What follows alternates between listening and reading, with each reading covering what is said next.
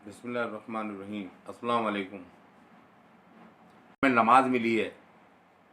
खुद अगर लोग ये कहते हैं कि पहले तो ये समझे, मैं हदीस की जो बात कर रहा था कि वो हदीस क्या है। हदीस कहते हैं बात को। हदीस के माने क्या है? बात, यानी नबी का नाम लेकर जिस बात को बोला जा रहा हो उसको हदीस कहा जाता है, यानी नबी की बातें। अब नबी की बातें, किसने नबी का नाम लेकर जो बातें बोली वो किन लोगों ने बोली? वो आम लोगों ने, क्योंकि वहाँ ना तो सहाबा थे ना नबी थे। 200-300 साल के बाद में न सहाबा रहे, न ताबईन रहे, न तबे ताबीन रहे, सिर्फ आम लोग। इसीलिए नबी सल्लल्लाहु अलैहि वसल्लम से पहले 3, 4, 5, 7 लोगों के नाम आते हैं। उसके बाद नाम आता है कि हज़रत आयशा ये फरमाती हैं, या हज़रत जैद ये फरमाते हैं, या हज़रत अबू हुरैरा ये फरमाते हैं।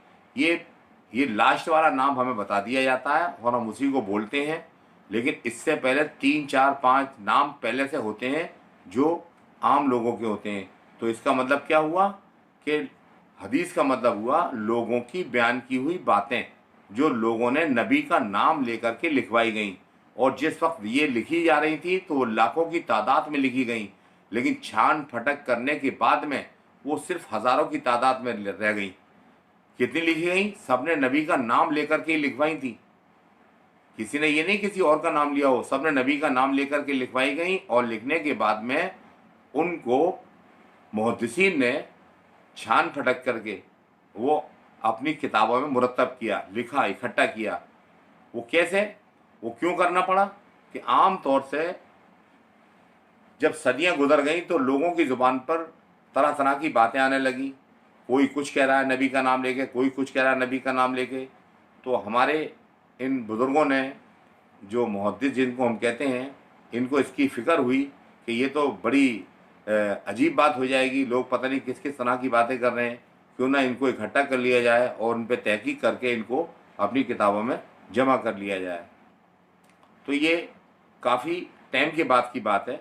और इसमें जब कोई इंसानी काम होता है तो हमेशा ये छटती रही हैं। इसमें यानी ये समझ लीजिए कई लाख हदीसें इमाम बुखारी रहमतुल्लाह अलैह ने इसको जमा किया। और उसमें से जब ही उन्होंने खुद ही लाखों की तादाद में उन हदीसों को जो नबी का नाम लिखी गई थी उनको रद्द किया और उनको निकाल दिया, अलग निकाल दिया। यानी कुछ हज़ार हदीसें उन्होंने 70,000 के करीब हदीसें छोड़ी थी, जो आज 7,000 के लगभग हदीसें बाकी रह गई हैं। उसके बाद भी ये छटती रही हैं हर दौर में। तो इनकी जो अहमियत है वो आपके सामने है, हमेशा इस पर काम होता रहा है। और ये बराबर इसमें हमेशा शक की नज़र से देखा जा रहा है। इसमें ज़ईफ़ भी होती हैं, मौजू भी होती हैं, इसमें हसन भी होती हैं। तो जिसके जिसके जो मतलब की होती है वो अपने मतलब की हदीस ले लेता है।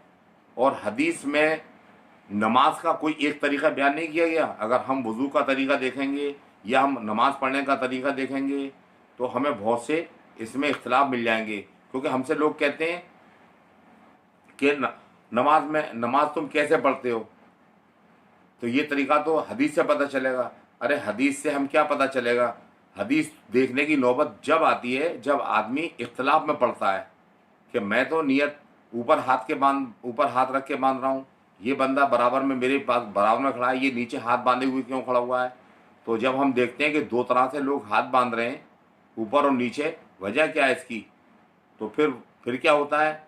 फिर हम एक दूसरे से पूछते हैं तो वो बताता है कि बुखारी में ये तरीक़ा लिखा हुआ है। कि अच्छा, बुखारी में ये लिखा हुआ है।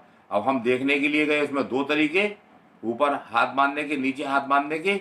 वहाँ एक तरीका और भी लिखा हुआ है कि हाथ छोड़ के भी नमाज़ पढ़ी जाती है। अब ये सब तरीके किस में हैं? सब हदीसों में हैं। तो मसले का हल तो वहाँ भी नहीं हो रहा। क्यों नहीं हो रहा? कि अच्छे खासे नमाज़ पढ़ रहे थे, अपने जो तरीका हमारे माँ बापों का था वही तरीका सही था। ये तो इख्तिलाफ़ बाद में हुआ। किसकी वजह से हुआ? कि उसमें अलग अलग तरीके हैं, अलग अलग हदीसों की किताबें हैं। बुखारी है, मुस्लिम है, तिरमिज़ी है, अबू दाऊद है, नसई है, इब्न माजा है, बहुत सी किताबें हैं जिसमें अलग अलग तरीके बयान किए गए हैं। अब देखिए, रफ़-ए-दैन का कितना बड़ा झगड़ा है हमारे यहाँ। रफ़-ए-दैन का इतना बड़ा झगड़ा है कि اگر اس کو حل کرنا چاہیں تو کبھی حل نہیں ہو پائے گا۔ وجہ اس کی کیا ہے کہ ایک ہی حدیث کے اندر، یعنی اگر ہم مشکات لے لیں تو مشکات میں رفع دین کرنے کی حدیث بھی ہے، رفع دین نہ کرنے کی حدیث بھی ہے۔ تو اسی طرح سے نسائی میں رفع دین کرنے کی بھی ہے، رفع دین نہ کرنے کی بھی ہے، ترمذی میں رفع دین کرنے کی بھی ہے، رفع دین نہ کرنے کی بھی ہے۔ تو بتائیے دو طرح کی باتیں کیسے ہو سکتی ہیں؟